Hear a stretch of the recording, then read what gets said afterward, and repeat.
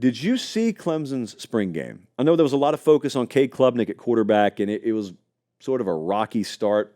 Trent Pierman, by the way, who's a former walk-on quarterback, actually looked the best. The dude went 13 of 18, 141 yards, had a couple touchdowns. Anyway, it's a spring game.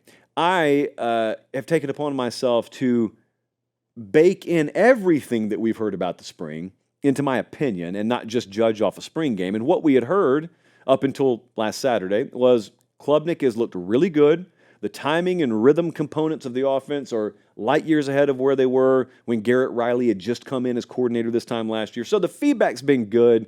Spring games I have seen atrocious spring games from offenses that went on to rewrite record books and win national championships. So that was what it was. But do you remember this time, last week it probably would have been, we were live from somewhere, I can't even remember where, but I said, I want you to keep an eye on a true freshman at Clemson. What's been the number one gripe we've had about Clemson? They're not nearly as dynamic at wide receiver as they have been. And then all of a sudden, we start to get word, hey, Bryant Westco, true freshman, little different skill set at receiver.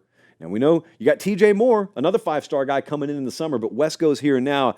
Been tearing it up in spring. Dabo Swinney himself was overtly praising the guy. Well, all of a sudden you turn on the spring game, and there he is. Made a lot of noise. He's going to play. He can run really fast. He has a different skill set. He has the kind of skill set those Clemson receivers used to have, could have again. Then you pair him up with some other guys that are either on campus or are about to be on campus. Now, they're young, and so there may be growing pains there, but Clemson finally has the makings of looking a little more vintage on the perimeter in terms of skill players and wide receivers than they have for the last couple of years. And then there was another guy, Sammy Brown, that five-star linebacker.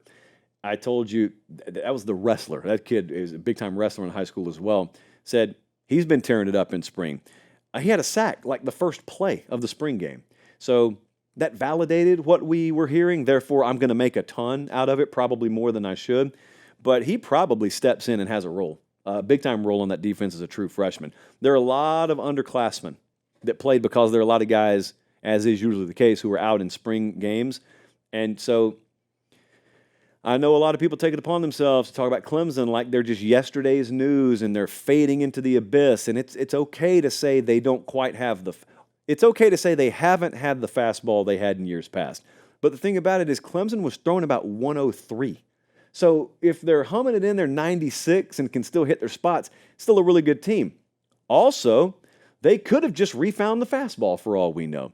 And I think that more so than anything else, aside from those two young guys, I noticed the depth because a lot of underclassmen play in spring games, and I looked at it and said, yeah, that still looks like Clemson. Like that looks like a really good football team.